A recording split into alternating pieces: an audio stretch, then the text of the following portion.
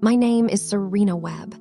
I am 44 years old, a pediatric occupational therapist, and until the morning of October the 9th, I believed I understood the shape of my own life with reasonable clarity. I had been married to Marcus Webb for 16 years. We lived in a 4-bedroom colonial in Naperville, Illinois, a house we had chosen together when our daughter Lily was 3 years old, a house that had absorbed 16 years of ordinary living until its particular smell, cedar and coffee, and the faint lemon of the cleaning product our housekeeper used on the hardwood floors was as familiar to me as my own breathing. Marcus worked in commercial real estate.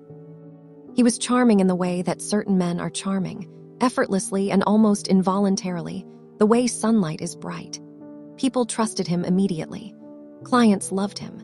At dinner parties, he was the person everyone gravitated toward without quite realizing they were doing it, drawn by his laugh and his attention and the specific warmth of someone who appears to be exactly where he wants to be. I loved him. I want to say that plainly and without apology, because what I am about to tell you will make people wonder whether the love was real or whether I was simply a woman who could not see what was directly in front of her. The love was real. I loved Marcus Webb completely and without meaningful reservation for the majority of those 16 years. That love was not naivety. It was not the willful blindness of a woman who needed to believe something and so arranged her vision accordingly.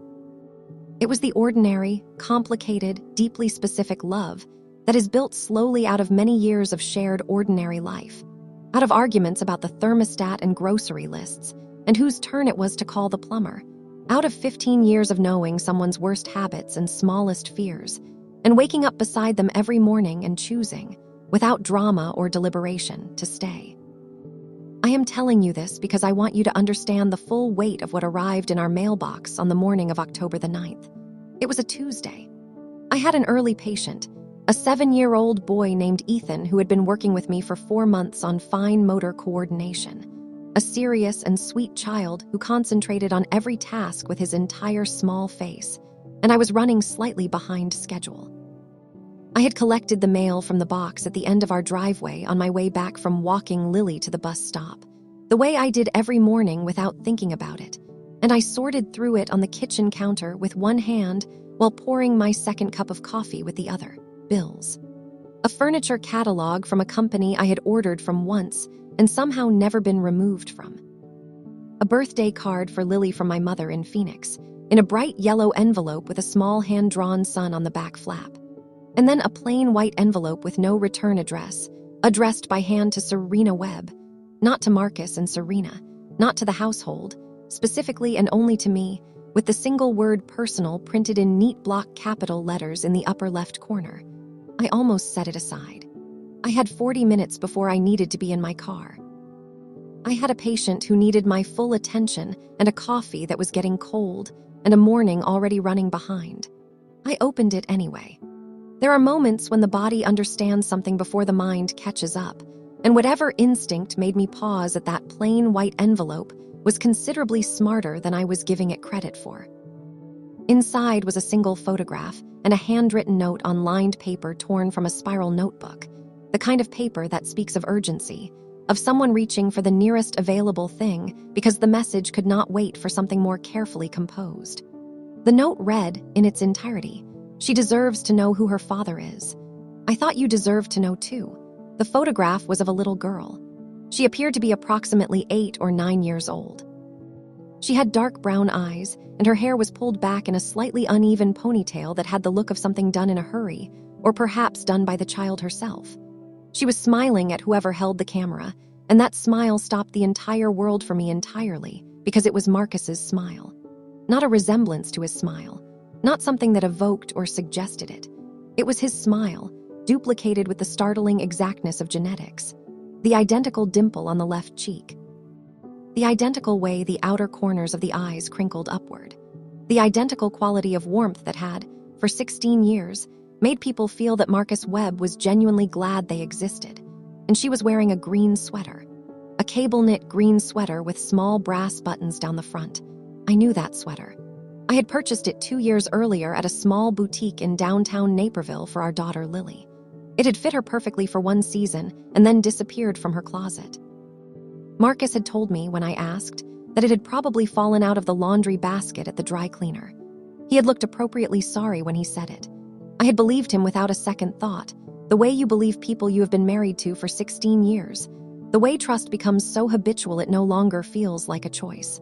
I stood at my kitchen counter and held that photograph. Later, checking the timestamps on my phone, I calculated that I stood there for 9 minutes. It felt both shorter and much longer than that. Then I called my office and told them I had a family emergency and would need to reschedule my morning patients. I set my coffee down.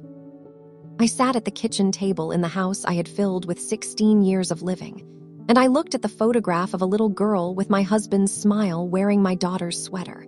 And I understood, with the specific and permanent clarity of a fact too precise to be coincidental, that my marriage was something profoundly different from what I had believed it was. Her name was Danielle. I established this within 48 hours of receiving the photograph, through the particular kind of cold and methodical research that grief sometimes produces in people who are professionally trained to solve problems rather than to feel them first. I am, by training and by deep personal temperament, a problem solver. When a child cannot communicate through conventional means, you find another way in. When a behavior is confusing and its cause is not immediately visible, you observe carefully, you document thoroughly, you build understanding from evidence rather than from assumption. You do not panic. You follow the evidence where it leads. I applied every one of these professional instincts to my own disintegrating marriage. The first thing I did was establish a timeline. I went back through 6 years of credit card statements, to which I had complete access through our joint accounts. And I began identifying patterns with the careful and deliberately emotionless attention of someone conducting a professional audit. Florist charges in February that I had no memory of receiving flowers. Hotel charges at Chicago addresses on weeknights when Marcus had described, in just enough convincing detail, client dinners and industry events. Recurring charges at a pediatric dental office in Oak Park, a suburb 40 minutes from Naperville, that was not the dentist our family used. Charges at children's clothing retailers I could not account for. Ticket purchases for a children's museum I had no memory of visiting. Each item in isolation might have had an innocent explanation.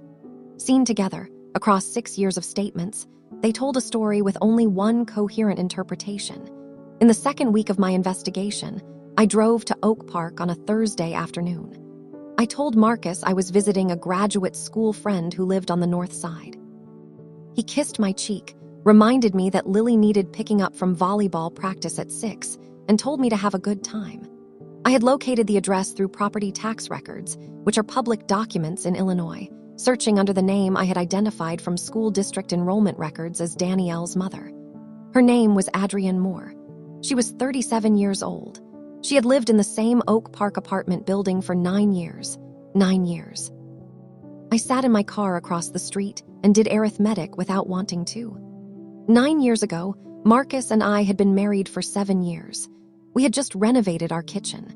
We had been having genuine and hopeful conversations about whether it was the right time to try for a second child. We had been happy, or I had been happy, which I now understood were not necessarily the same thing at all. I waited 45 minutes. Near the end of that time, the lobby doors opened and a small girl came out holding a woman's hand. Dark brown eyes, a slightly uneven ponytail, a green cable-knit sweater with small brass buttons.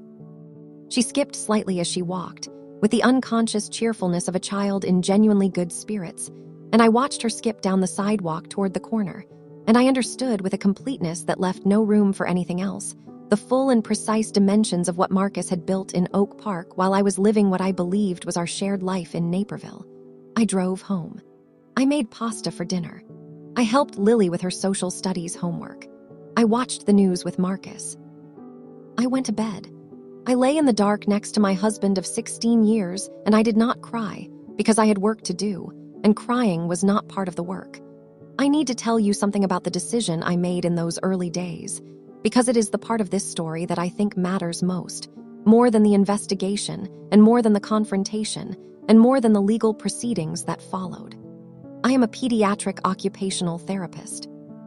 The center of my professional life, every single day, is the well-being of children. Children navigating the world with challenges that make ordinary things difficult. Children who have been failed by circumstances they did not choose and did not cause. I know, in a way that has been shaped by 20 years of clinical practice, what it costs a child to grow up unseen, to exist in the negative space of something that should be present and is not, to reach the age of self-understanding and discover that the story you were told about yourself was incomplete in a way that matters enormously. Danielle Moore was 8 years old. Whatever story her mother had constructed to protect her, it was built on absence, on the particular absence of a father who was present enough to have created her, and absent enough to have spent 8 years pretending, in every official and legal structure of his life, that she did not exist. She deserved better than that. Not because of my anger or my grief, or the specific humiliation of discovering that the man I loved had built a second family while I was raising his daughter, and paying our mortgage and believing every word he said. She deserved better because she was a child, and children deserve the truth about who they are. They deserve to exist in the official record of their parents' lives.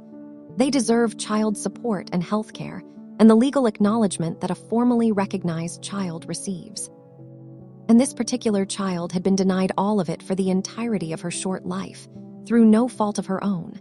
I made a decision that surprised even me when I arrived at it clearly enough to state it. I was not going to confront Marcus first. I was not going to file for divorce first. Before anything else moved, before I told a single other person what I knew, I was going to make sure Danielle was legally protected. Then I would take care of everything else, in the right order, with the right help. My attorney's name is Patricia Cho. She has practiced family law in Chicago for 22 years, and she has what I can only describe as a weaponized calm, the ability to discuss circumstances of profound personal devastation in a tone so measured and precise that you find yourself, in her presence, believing that the situation is navigable, that there are clear steps, that each step leads somewhere. I told her everything in our first meeting. She listened without interrupting for 45 minutes. When I finished, she said, "Tell me precisely what outcome you are trying to achieve." I told her. I wanted a divorce that accurately reflected 16 years of shared financial life. I wanted Lily completely provided for. I wanted a full accounting of any marital assets diverted toward Marcus's second family.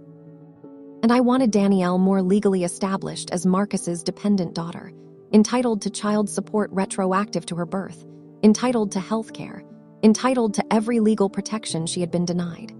Patricia looked at me across her desk with a slight shift in her expression that I recognized as surprise carefully managed. "You want to fight for the other child," she said. "She deserves a father who legally exists in her life," I said, "even if he is a deeply inadequate one." Patricia opened her legal pad and picked up her pen and said, "Then we build this correctly and completely." Over the following 8 weeks, Patricia and a forensic accountant she trusted conducted what she called a comprehensive marital asset audit.